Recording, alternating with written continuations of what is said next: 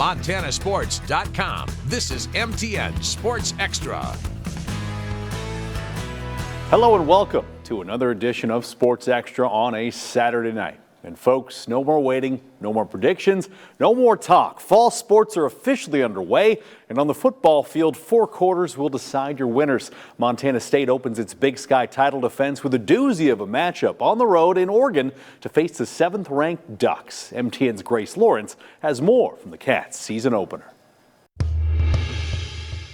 Welcome into Autzen Stadium. I'm MTN Sports' Grace Lawrence as Montana State is looking to shock the college football world this Saturday afternoon. They're taking on Oregon, one of the premier programs in the FBS, in front of a 50,000-plus crowd and a national television audience.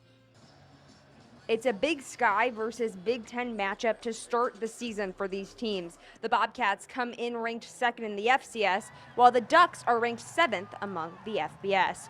Oregon starts with the ball and marches their way down the field. Ducks quarterback Dante Moore hands it off to Jaden Limer, who goes in for the first score of the game. And it's the home team who quickly gets the ball back, and Moore connects with his tight end, Kenyon Sadiq, for the 2nd touchdown of the day to give the Ducks a 14-0 lead. Oregon keeping it on the ground again. This time, Jordan Davison finds the end zone and adds another score for the Ducks. For the Cats, the highlight of the game was really Billings native Taco Dowler. Through the first half, he had 8 of the 9 receptions for the team, just stepping up to the plate. The Bobcats will put up points on the board, though, as Miles Sandstead field goal is good. Ultimately, one of the title contenders in the FBS was just too much to handle for Montana State. They return home next week for a high-stakes gold rush in Bobcat Stadium against South Dakota State. In Eugene, Grace Lawrence, MTN Sports. 2 Montana natives were selected in the 2025 NFL Draft, and both were left off active rosters on cut day as teams trimmed down to just 53 players. Billings native Junior Bergen and Butte's Tommy Mellott were among the players waived Tuesday on the NFL's cutdown day, but Bergen will continue his pro career with the San Francisco 49ers. The former Montana Grizzlies star signed with the 49ers practice squad on Wednesday. Dylan Cook, another Butte product, was also signed to the Pittsburgh Steelers practice squad, but Mellott was left off the Las Vegas Raiders practice squad, with the team's general manager citing the reality of who is most ready and who is the furthest along. Meanwhile, the Montana Grizzlies are still a week away from opening their 2025 slate, and what a schedule it is. 8 home games and no open dates. MTN's Kyle Hansen has more on how it happened and why.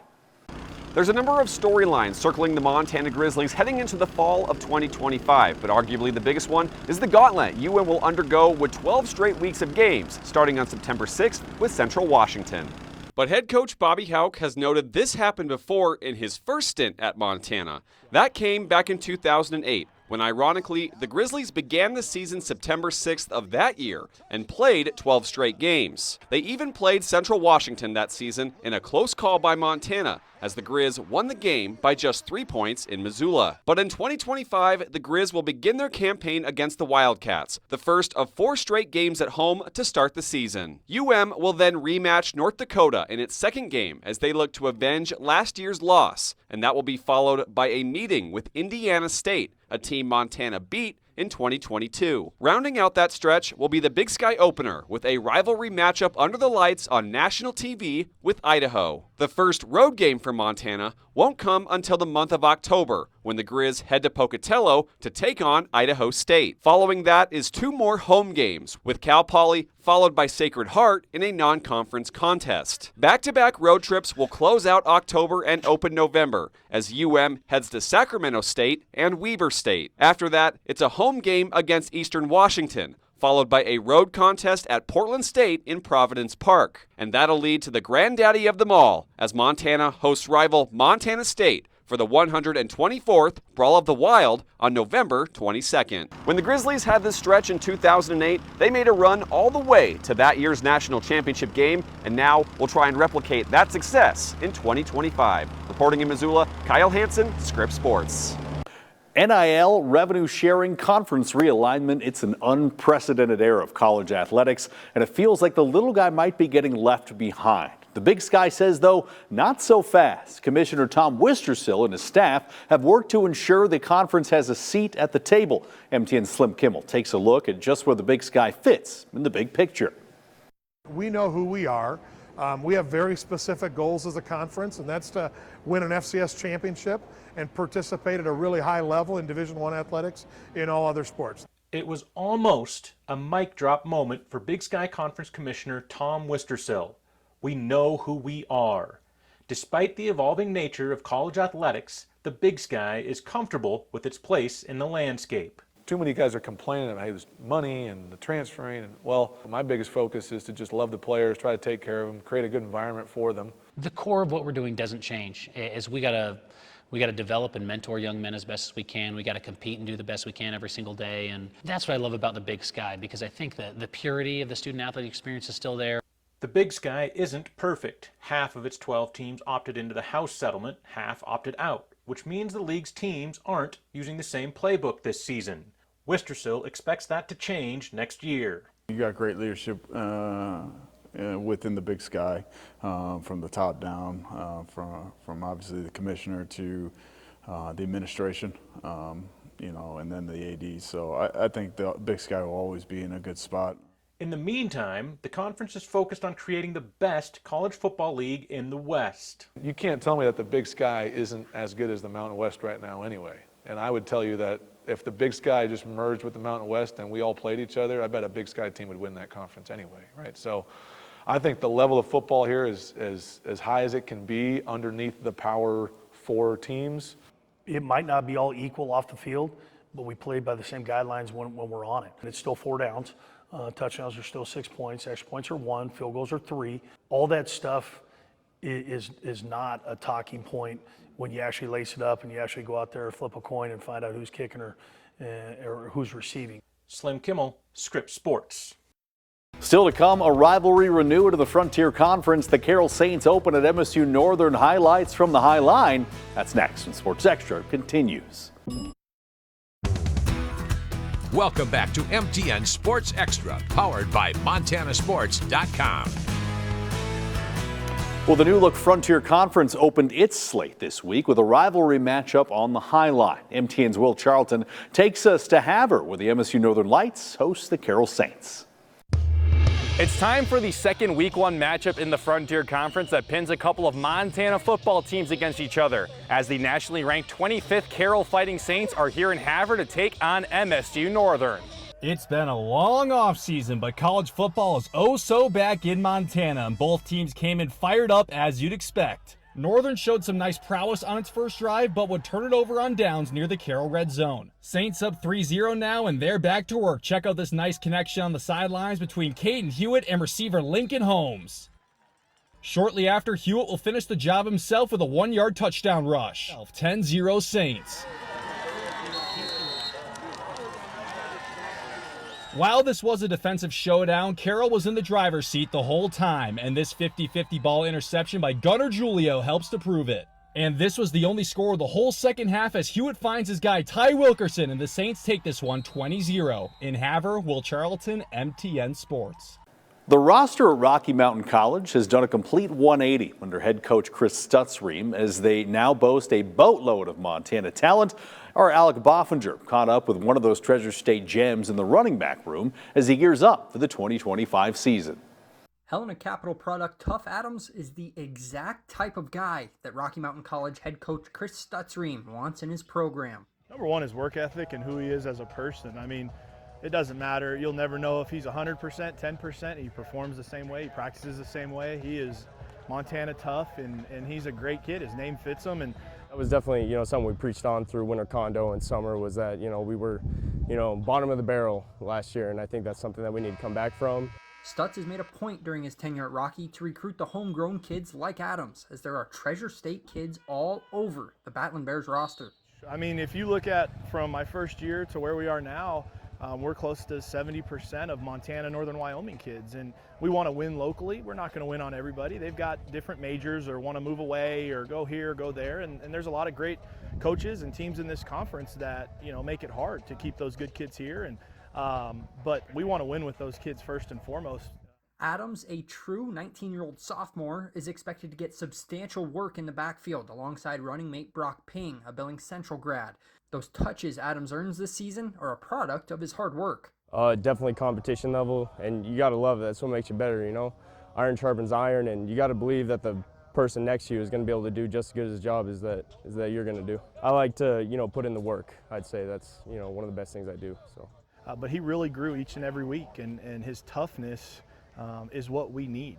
And, you know, those frontier backs, I don't care what team you're looking at, they're big kids. And so we're excited for him, but, you know, just how he attacks every day.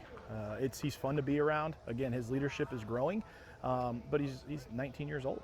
And so he's going to keep growing and doing the right things, but he sets the tone in that room of what's expected. Adams and Rocky open the season on September 6th at home against College of Idaho. In Billings, Alec Boffinger, MTN Sports. Just ahead on Sports Extra, a trip around the state to recap some of the marquee matchups on the high school gridiron. We'll be right back. Welcome back to MTN Sports Extra, powered by MontanaSports.com. High school football got underway last night with some marquee matchups across the state. MTN's Johnny Walker recaps some of the bigger moments from the first Friday night lights of the football season. We'll kick things off at the Class AA level, where Great Falls CMR hosted the reigning state champion Capitol High Bruins. Check out this connection between QB Caleb Taylor and wideout Blake Herda. It goes for 6 as CMR rallies off 28 unanswered to shock the defending champs. Elsewhere in Class AA, last year's state runner-ups, the Glacier Wolfpack, made the trek out to Billings West. And can I interest you in a defensive slugfest? This one came down to the final possession as Glacier made 4 stops inside the 10-yard line to preserve their Week 1 win.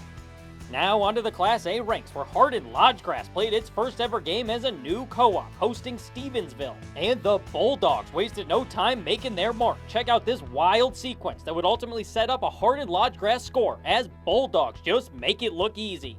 Marquee matchup in Class B between 2 of the classification's top programs. But it was Jefferson filling up the highlight reel, jumping out to a 21-7 halftime lead and ultimately hanging on 27-21 over Loyola.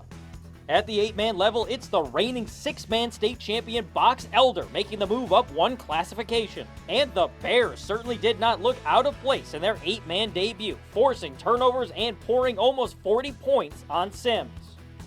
And we'll wrap up this week's Friday football roundup with some 6-man action. Formerly Great Falls Central, St. Patrick visits Alberton. But check out the Flansburgh-Warren connection for the Wolfhounds as St. Patrick's rolls to a big win in Week 1.